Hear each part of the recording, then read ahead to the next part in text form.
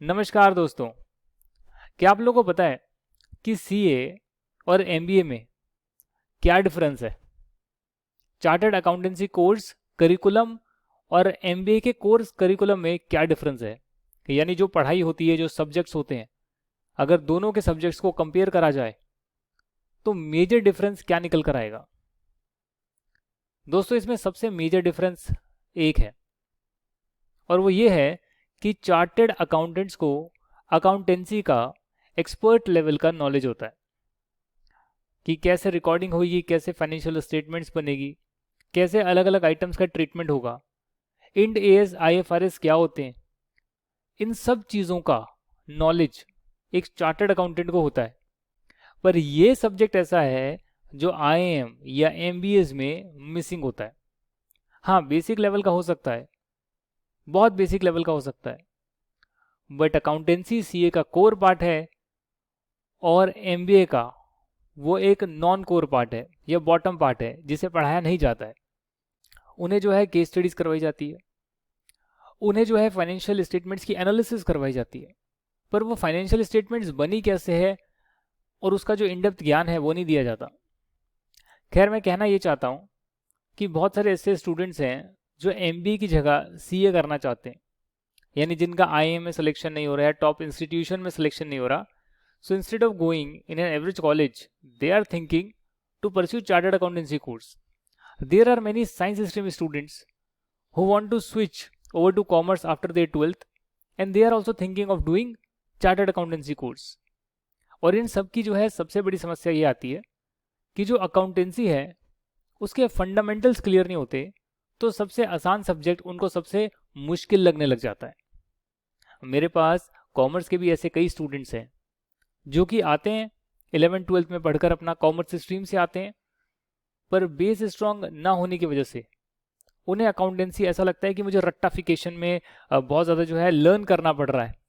Accounting standards, Ind AS, balance sheet match नहीं हो रही है, कॉन्सेप्ट्स क्लियर नहीं हो रहे हैं, आसान से आसान क्वेश्चन में भी उनके नंबर नहीं आ रहे हैं। ऐसे बहुत सारे स्टूडेंट्स हैं और फाइनल में जाकर तो और बहुत बुरे हालात हैं।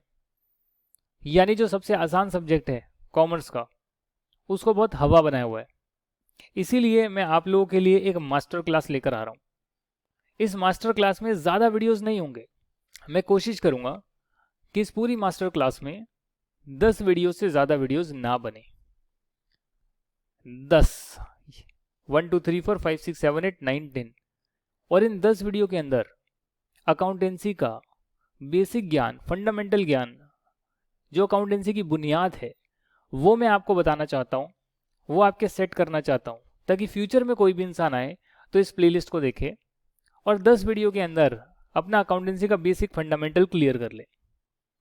और उसके बाद फिर आप चाहें तो फिर आप सीए की पढ़ाई करें, आप कॉमर्स स्ट्रीम, बीकॉम या किसी भी स्ट्रीम में आप अकाउंटेंसी सब्जेक्ट को पढ़ें, तो वो आपको समझ में आएगा, वो चीज़ आपको समझ में आएगी। तो यहाँ पर मैं लिख लेता हूँ अकाउंटेंसी। आप देख सकते हैं मेरे पास कोई पावर पॉइंट प्रेजेंटेशन नहीं है इसके लिए, कोई मैंने नोट्स तैयार नहीं करे, कोई मैंने बुक लॉन्च नहीं करी है, क्योंकि ये 10 दिन की मास्टर क्लास में इनिशियल जो डेज होंगे उसमें हम बिल्कुल स्क्रैच से चलेंगे, जैसे कि हमें कुछ नहीं पता इस सब्जेक्ट के बारे में। आज हम बात करेंगे नीड फॉर अकाउंटिंग। सिंपल सी बात है कि भाई अगर ये सब्जेक्ट है अकाउंटेंसी, तो इसकी नीड क्या है। अगर हमें एक बार इसकी नीड समझ में आ गई तो फिर नेक्स्ट सेशन में हम ये जान पाएंगे कि इसे करते कैसे हैं। और एक बार हमें करना आ गया तो हम जान पाएंगे कि इससे और क्या क्या एनालिसिस करी जा सकती है, ये कौन कौन सी चीज़ों से लिंक्ड है। और ये 3 चीज़ अगर हमें समझ में आ गई तो फिर तो मुझे ज़्यादा समझाने की ज़रूरत नहीं पड़ेगी, क्योंकि आपके फंडामेंटल्स तब तक बहुत अच्छे हो गए होंगे। बात करते हैं नीड फॉर अकाउंटिंग। देखिए, अकाउंटिंग को बहुत लो लेवल चीज़ समझा जाता है। कई लोग समझते हैं कि इससे तो सिर्फ डेबिट क्रेडिट होता है। डेबिट क्रेडिट आपने सुना होगा, पर पता नहीं कि क्या होता है। अकाउंटेंसी में तो सिर्फ डेबिट क्रेडिट होता है, ऐसे कई लोग बोलते हैं, बट मैं आपको बता दूं कि accountancy is not accounting. Accountancy का जो हायर वर्जन है वो है फाइनेंशियल रिपोर्टिंग। इतनी सारी लिस्टेड कंपनीज हैं, उनके रिजल्ट्स रिलीज होते हैं। आप देखते हैं बीएससी पर, एनएससी पर फाइनेंशियल स्टेटमेंट्स अपलोड होती है, सीएनबीसी पर, जी न्यूज़ पर रिजल्ट्स बताए जाते हैं। जितने आईएएम कर लोग कॉमर्स बैकग्राउंड में कहीं भी काम कर रहे हैं, इन्वेस्टमेंट बैंकिंग हो जाए, प्राइवेट इक्विटी हो जाए, इक्विटी रिसर्च हो जाए, कॉर्पोरेट बैंकिंग हो जाए, पोर्टफोलियो मैनेजमेंट हो जाए, कहीं भी वो इस फाइनेंशियल रिपोर्ट को बेस बनाकर फाइनेंशियल स्टेटमेंट एनालिसिस करते हैं। पर उनको ये नहीं पता कि फाइनेंशियल रिपोर्टिंग हुई कैसे है। Yes, definitely accounting is the first step, पर यहां पर हम जाकर नहीं रुकते हैं। हम इसको फाइनल स्टेज पर लेकर जाते हैं जहां पर कि एक्चुअली में रिपोर्ट्स प्रेजेंट होती है और जिसमें कंपनी का पूरे साल का जो भी उन्होंने इकोनॉमिक एक्टिविटीज करी है, जिसे नंबर में बयां कर सकते हैं, जिसकी कहीं ना कहीं रिकॉर्डिंग करी है, उसे एक तरीके से प्रेजेंट कर देते हैं जिसको फाइनेंशियल रिपोर्टिंग बोलते हैं। और इसके पार्ट होते हैं balance sheet, profit and loss statement और इन सब की डिटेल जिसे बोलते हैं नोट्स टू अकाउंट्स। ये तीन चीजें जो है फाइनेंशियल रिपोर्टिंग का पार्ट है मोटा मोटी। अगर मैं मेजरली बात करूं, कैश फ्लो स्टेटमेंट भी इसमें एक और आती है statement, statement for changes in equity भी एक और स्टेटमेंट आती है। ऐसे कई सारी स्टेटमेंट्स हो सकती है, बट ये जो है मुख्य तौर पर इंपॉर्टेंट स्टेटमेंट्स होती है जिसे बनाना आना चाहिए। और बिना अकाउंटिंग के आप ये नहीं बना सकते, बिना आईएफआरएस या इंड एस की समझ के आप ये नहीं बना सकते। हालांकि आप एमबीए कर देंगे, आईएम में लोग जाएंगे, फाइनेंशियल स्टेटमेंट की एनालिसिस करेंगे, बट ये बन कैसे रही है वो नहीं पता। तो इसलिए इस गैप को ब्रिज करने के लिए ये मेरी मास्टर क्लासेस रहने वाली है, मतलब मास्टर क्लास की एक प्लेलिस्ट रहने वाली है। तो बात करेंगे अकाउंटिंग की नीड क्या है। एक बहुत बड़ी ऑर्गेनाइजेशन की बात तो हम बाद में करते हैं, पहले आप अपने दिनचर्या की बात करिए कि जो पैसे आपको मिलते हैं, अभी तो बहुत कम पैसे मिलते होंगे स्टूडेंट लाइफ में, पर मैं मान के चलता हूं कि आपको 1000 रुपये मिल जाते हैं, ₹1000 महीने के। लेट्स से पॉकेट मनी आपको 1000 रुपये की पॉकेट मनी मिलती है, अपने खर्चे के लिए मिलती है, डेफिनेटली उड़ाने के लिए नहीं मिलती है। आपको जाना है, ट्रैवल करना है, खर्चा करना है, कुछ खाना है बाहर, तो इसके लिए आपको 1000 रुपये मिलते हैं। कम भी मिल सकते हैं, ज़्यादा भी मिल सकते हैं, नहीं भी मिल सकते। तो यहां पर जब 1000 रुपये आपको मिले, आप इसको खर्च करना शुरू कर देते हैं।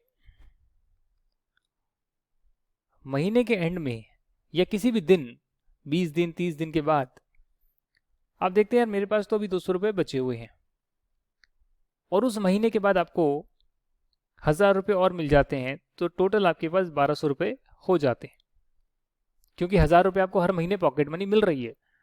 अब जो है आप 1200 रुपये को खर्च कर सकते हैं। तो कुछ पैसा आप खर्च करेंगे और उसके बाद महीना खत्म होने के बाद आपको 1000 रुपये फिर मिल जाएंगे। तो यहां तक तो कहानी बिल्कुल ठीक चल रही है। यहां तो आपको लग ही नहीं रहा कि अकाउंटिंग जैसी चीज की कोई नीड होनी चाहिए। पैसा मिलता है, खर्च करते हैं, आराम से जीते हैं। बट सवाल तब उठता है अगर कोई आपसे पूछ ले, कि ये पैसा आपने कहां पर खर्च करा, where have you spent this money. अगर आपके पेरेंट्स आपसे पूछ ले तो हो सकता है कि आपको पिछले कुछ खर्चों का याद हो, पर अगर पिछले 2 महीने, पिछले 3 महीने के खर्चों का पूछा जाए तो हो सकता है कि आप भूल गए हो, या आपको कुछ 1-2 चीजें याद हो कि हाँ यार ये मैंने मोटा मोटा खर्चा करा था, पर सारा खर्चा याद ना हो। यानी कि 1000 रुपये से जो 200 रुपये आपका बैलेंस आज आपकी पॉकेट में है, वो कैसे पहुंचा, दैट यू नेवर नो। जब हो रहा था तो याद था, बट अगर 2-3 महीने बाद कोई पूछेगा तो याद नहीं होगा। तो इसके लिए यहां पर नीड उत्पन्न होती है कि अगर कुछ भी हम खर्चा कर रहे हैं या कुछ भी पैसा हमें मिल रहा है, जो कि हर महीने यहां तो हमें 1000 रुपये मिलता है, तो उसे हम रिकॉर्ड कर लें। And record is the first step of accounting. Recording is the first step of accounting, कि हमें चीजों को रिकॉर्ड कर लेना है। अगर मैंने यहाँ पर 200 रुपये का कुछ खर्चा करा, फिर 250 रुपये का कुछ खर्चा करा, फिर 150 का खर्चा करा, 50 रुपये का खर्चा करा, तो मैंने उन सभी खर्चों को लिख लिया कि मैंने किस किस चीज के लिए खर्चा किस किस दिन करा है, और उसके बाद मेरे पास बैलेंस 200 रुपये आया। तो अगर मैं ऐसे रिकॉर्डिंग करता हूं तो कहीं ना कहीं मुझे अगर किसी को हिसाब देना हो 2 महीने, 3 महीने, 4 महीने, 1 साल के बाद, 10 साल के बाद, और मैंने रिकॉर्ड करके रखा है, तो मुझे पता है कि मेरी शुरुआत 1000 रुपये से हुई थी, मैंने कुछ खर्चा करा, 200 रुपये बचे, फिर मुझे 1000 रुपये मिले, मेरे पास 1200 हो गए एक टाइम पर, फिर मैंने खर्चा करा, फिर मुझे 1000 मिले, और हर खर्चे को आप रिकॉर्ड कर रहे हैं, और हर 1000 रुपये जो आपको मिल रहे हैं हर महीने, उसे आप रिकॉर्ड कर रहे हैं। तो वो अगर आप तरीके से रिकॉर्ड करते हैं, डेट वाइज, लाइन वाइज, कि जैसे आपको 1000 मिले तो आपने लिखा +1000, फिर आपने 200 रुपये खर्च करे तो आपने लिखा -200, किस दिन खर्च करे आपने लिख दिया चलो मैंने 2 अक्टूबर 22 को खर्च करे, लेट्स से पैसा मिला था 1 अक्टूबर 2022 को, खर्चा कब करा आपने 2 अक्टूबर 2022 को 200 रुपये, किस लिए करा, ट्रैवलिंग, आपको ट्रैवल करना था, आपने मेट्रो का रिचार्ज करा लिया, मेट्रो कार्ड में रिचार्ज हो गया, तो ये आपको आ गया कि 200 रुपये का मेरा एक्सपेंस हो गया। उसके बाद आपने 5 अक्टूबर को 500 रुपये का और खर्चा करा, और इस टाइम आपने बुक बाय करने के लिए खर्चा करा, आपने किताब खरीदी, कहाँ से खरीदी आप वो भी लिख सकते हैं, आपने learnzup.com से, जिसका लिंक डिस्क्रिप्शन में आ रहा है, वहां से आपने 500 रुपीज़ का बुक परचेज करा है, कोई कोर्स परचेज करा, यानी कि एक्सेल का कोर्स परचेज कर लिया, या कोई किताब परचेज कर ली, कुछ भी हो सकता है। ऐसे ऐसे आप आगे चलते गए चलते गए चलते गए, अभी 700 रुपये का खर्चा हो चुका है, 100 रुपये का खर्चा आपने और करा, और वो आपने 28 अक्टूबर को करा, और ये थे आपके फूड एक्सपेंसेस, क्योंकि आपको कुछ खाने के लिए चाहिए था, तो आपने कहीं पर फूड के एक्सपेंसेस खर्च करे, एक टाइम का आपने खाना खा लिया, किसी फूड स्टॉल पर या कहीं भी जाकर आपने कुछ खाना खाया, तो आपने लिख दिया। अब अगर आप देखेंगे 1000 में से आप माइनस करेंगे 200, 500 और 100 रुपये, तो ये निकल कर आएगा कि करीब करीब आपने 800 रुपये माइनस कर दिए हैं, तो बैलेंस निकल कर आ जाएगा 200 rupees at the end of month. 28 से लेकर 31 तक कोई खर्चा नहीं हुआ, कोई पैसा नहीं मिला, आखिरी दिन का आपका बैलेंस आ गया, इसे बोलते हैं क्लोजिंग बैलेंस। वैसे मुझे बताना था कि नीड क्या है अकाउंटिंग की, मैं आपको सिखा भी रहा हूँ अकाउंटिंग करते कैसे हैं इसके बाद। और फिर 1 नवंबर 2022 को 1000 रुपये आपको और मिल गए, तो आप +1000 लिखेंगे, और फिर जब खर्चे होंगे तो आप माइनस लिखेंगे, और इसकी भी आप नरेशन डाल देंगे कि आपको जो है पॉकेट मनी रिसीव हुई है, जो आपने प्लस करा है वो कहीं ना कहीं से आपको पैसा मिला है। तो इस रिकॉर्डिंग के प्रोसेस को ही एक तरह से लेमैन की भाषा में अकाउंटिंग बोल सकते हैं। हालांकि अकाउंटिंग ये नहीं होती है, ये सिर्फ रिकॉर्डिंग होती है। रिकॉर्डिंग के बाद जब हम इसको एक तरीके से रिकॉर्ड करते हैं और फिर समराइज करते हैं और फिर प्रेजेंट करते हैं, मतलब कि उससे हम ट्रायल बैलेंस बना लेते हैं, तो ये जो पूरा जो प्रोसीजर होता है जिसमें कि आपको साल के एंड में या महीने के एंड में सारे बैलेंसेस पता लगेंगे अलग तरीके से, हर पर्टिकुलर चीज का एक अलग खाता होगा, अलग जगह पे उसकी रिकॉर्डिंग होगी कि अगर फूड के एक्सपेंस रिकॉर्ड करे तो मैंने चलो ठीक है यहाँ रिकॉर्ड कर लिया, बट अगर मैंने 10 बार फूड के एक्सपेंस करे तो फूड वाले लेजर में भी, फूड एक्सपेंस के लेजर में भी वो सारे खर्चे आ रहे होंगे एक तरीके से। सो रिकॉर्ड करेंगे, लेजर में भी रिकॉर्ड करेंगे, उसको फिर समराइज करेंगे, और फिर एंड में अगर हम देखना चाहें कि भाई टोटल मैंने पूरे पीरियड में 1 महीना, 2 महीना या 1 साल के पीरियड में मैंने कितना खर्चा करा है, किस किस जगह पे खर्चा करा है, किस किस जगह से मेरे को इनकम आई है, ये कितना मेरे बैलेंसेस पड़े हुए हैं, अगर मैं उसको देखूं तो उस स्टेज तक पहुंचने को अकाउंटिंग बोलते हैं। उस स्टेज तक पहुंचने को अकाउंटिंग बोलते हैं। यही अकाउंटेंसी का कॉन्सेप्ट है। अगर सबको समझ में आ गया तो जाहिर सी बात है आपके मन में क्वेश्चन उठ रहा होगा कि सर अकाउंटिंग का तरीका क्या होता है, what is the method to do accounting. ऐसा तो नहीं है कि हम प्लस माइनस करेंगे हर जगह पे, कोई तो तरीका होता होगा। ये तो चलो ठीक है हमने अपना कर लिया, रफ वर्क कर लिया हमने, एक तरीके की अकाउंटिंग है, पर कंपनियां तो ऐसा नहीं करती होगी, बिजनेसेस तो ऐसा नहीं करते होंगे, क्योंकि बिजनेसेस ऐसा करने लग जाए प्लस माइनस, ये कोई अपने अपने तरीके से करने लग जाए तो कहीं ना कहीं जो चेक करने के लिए आएगा अकाउंटिंग को, जिसको ऑडिटर बोलते हैं, ऑडिट होता है, तो वो कहेगा भाई आपने अलग तरीके से रिकॉर्डिंग करी, आपने अलग तरीके से रिकॉर्डिंग करी, मैं कैसे समझूं, कोई स्टैंडर्ड प्रैक्टिस तो होनी चाहिए ना कि भैया सब लोग एक तरीके से रिकॉर्ड कर रहे हैं, एक तरीके से चीज़ों को प्रेजेंट कर रहे हैं, तो वो तरीका क्या होता है। वो डेबिट और क्रेडिट होता क्या है, किसको डेबिट करते हैं, किसको क्रेडिट करते हैं, कैसे चीज़ें रिकॉर्ड होती है कंपनी में, क्या कॉन्सेप्ट लगते हैं, वो सारी चीज़ें हम नेक्स्ट क्लास में जानेंगे। तब तक के लिए स्टे ट्यून्ड रहिएगा। अपने दोस्तों को इस चैनल का लिंक ज़रूर शेयर करिएगा। आप लोग मेरा टेलीग्राम चैनल भी ज्वाइन कर सकते हैं, उसका लिंक डिस्क्रिप्शन में आ रहा है, @योगेश वर्मा क्लासेस। यहाँ पर मेरे संडे के लाइव सेशन होते हैं और संडे के लाइव सेशन में आप मुझसे डायरेक्टली इंटरेक्ट कर सकते हैं 10:30 बजे। जूम का लिंक टेलीग्राम चैनल पर शेयर होता है, आप उसे क्लिक कर कर ज्वाइन करेंगे, मुझसे आप लाइव इंटरेक्ट करेंगे और हर संडे को फैसिलिटी दी जाती है और इसके कोई भी चार्जेस नहीं है। तो आज के सेशन में बस इतना ही, एक बैकग्राउंड बनाने के लिए इस वीडियो को मैंने बनाया।